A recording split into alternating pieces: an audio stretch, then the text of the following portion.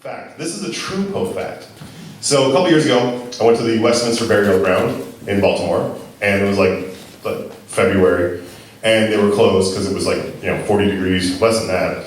And I called up, I'm like, I'd really like to see the grave. I'm like, okay, come on now, we'll let you in. And I told her, the groundskeeper, that I was doing the Poe Show, and blah, blah, blah, blah, blah. So she lets me into the burying ground, the actual Westminster Burial Ground under the church, which is creepy during the day, and I can't imagine what it would be like at night. But there's this big old swinging steel grate. And apparently Vincent Price had been there.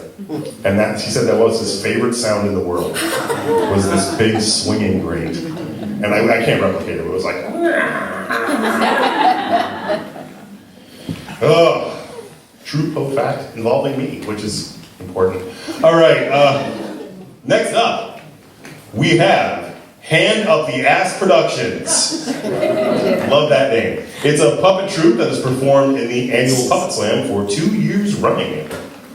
And I see puppets, and I see the Hand Up the Ass troupe over here. All right, I'm going to give you the stage.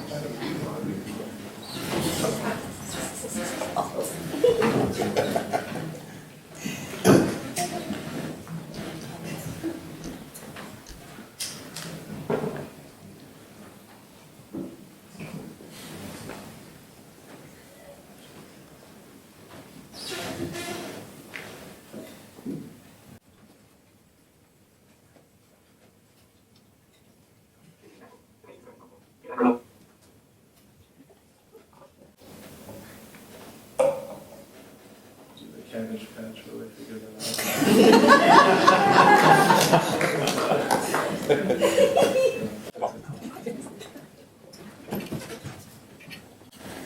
Misery is manifold. The wretchedness of earth is multiple. Here died my mother, herein was I born. But it is mere idleness to say that I have not lived before. There is, however, a remembrance of aerial forms, of spiritual and meaning eyes, of sounds musical yet sad, a memory like a shadow, vague, variable, indefinite, unsteady, and like a shadow too, in the impossibility of my getting rid of it while the sunlight of my reason shall exist. I'm back, Sylvia. I heard, ma'am. Were you on the hill? I may have passed it in my wanderings. By the study, where the master Oh, I hadn't noticed. could watch you? I'm sure I hadn't noticed. And even if I had, how does it matter? After all these years, I'm sure my sight holds no interest.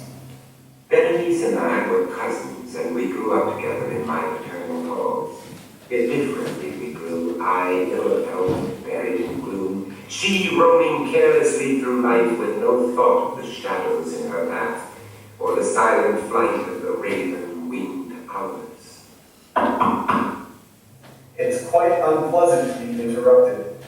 I did knock. Yes, I was referring to the knock. It's musty in here. Perhaps if you went outside or went I somewhere. ramble on the hill every day, graceful and overflowing with energy. You do? Only today, I was confined inside without my joyous ramble. So, it was quite painful. You watch me, you mean? Through the window? Well, why don't you ever join me, Idiots? I am not well. I felt a little weak today, but I'll be back out in the air again tomorrow. Good night, Aegeus. Berenice, vividly as her image before me now, even while I gazed upon her, the spirit of change swept over her, pervading her mind, her habits, and her character, and in a manner the most subtle and terrible, disturbing even the identity of her person. I knew her not, or knew her no longer as Berenice. You're not well, ma'am. Oh, Sylvie, it was an isolated attack. And the one last night, ma'am? Just the night air blowing in. Besides, it will give me a chance to get some knitting done.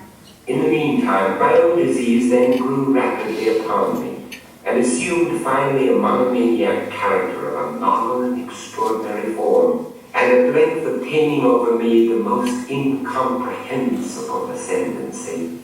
The meditations were never pleasurable. Ma'am, you need to sit down. Just your arm to lean on again. To muse for long, unwearied hours, with my attention riveted to some frivolous device on the margin or in the typography of a book. I thought you were such a frail thing. And look at how you hold me. I can take you as far as the bed, ma'am. No further. Oh, don't feign weakness now. You'll love running with me out on the hills. Have you ever seen flowers that vivid? To become absorbed for the better part of a summer's day in a quaint shadow falling aslant upon the tapestry or upon the floor. I grew up in the country, ma'am. I can tell you the name of every flower. Ma'am? Help me hold her, sir. She's seizing. How is it that from beauty I have derived the title unlovely? Help me. She's... Is she... From the covenant of peace, a simile of sorrow. She's through the fit, sir, with breathing. It'll take her a while to emerge from it. I'll get some help, shall I? as you say? During the brightest days of her unparalleled beauty, most surely I had never loved her. She had flitted by my eyes, and I had seen her not as the living and breathing Berenice, but as the Berenice of a dream, not as a thing to admire, but to analyze. And now I shuddered in her presence and grew pale at her approach. Sir, if I may say so, it's good to see you step in to care for her in ill health. Perhaps with proper attention. And she can't hear us now. Not now, sir. At least, I don't think. She's usually out for an hour or more, dead to the world.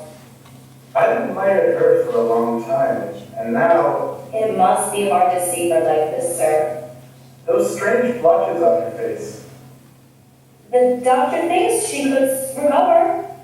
Do you think they feel the same as the pale skin around them? I don't know, sir. You could ask her when she wakes up. I wouldn't ask her that. How dare you say I'd ask her that? She's stirred. Maybe she can hear us after all, sir.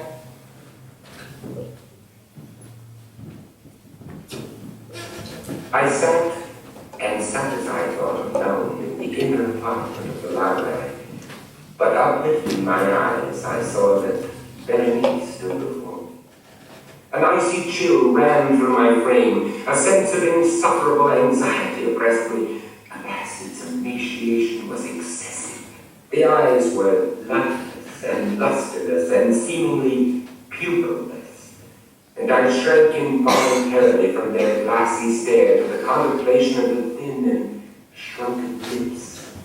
They parted, and in a smile of peculiar meaning, the teeth of the changed Berenice disclosed themselves slowly to my view. You should go back to bed.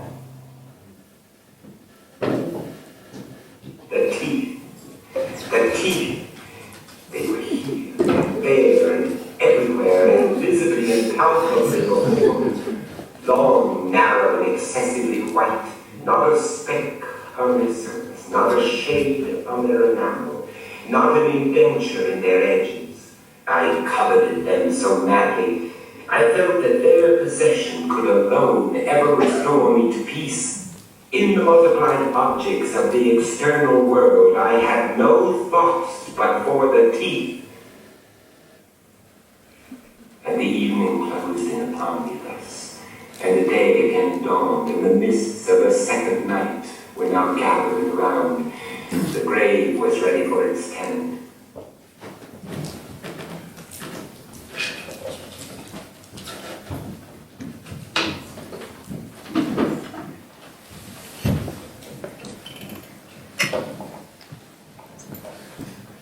I found myself sitting in the library and again sitting there alone. It seemed to me that I had newly awakened from a confused and exciting dream. Yet its memory was replete with horror. The shrill and piercing shriek of a female voice seemed to be ringing in my ears. I had done a deed. What was it? On the table beside me burned a lamp, and nearly lay a little box. There came a light tap at the library door. Sir, something's happened. Poor Berenice. Oh God.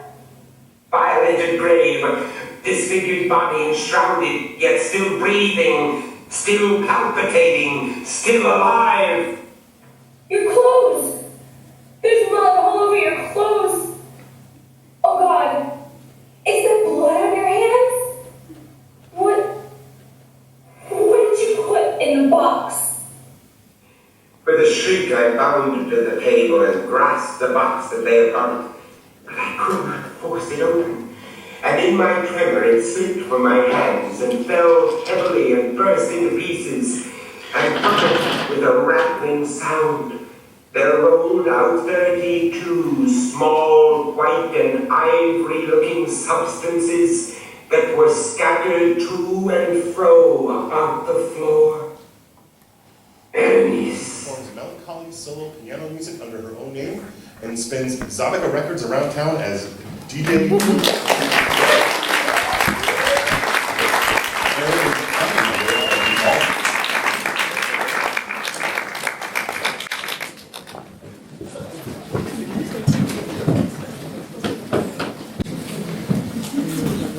That's Hand at the Ass Productions.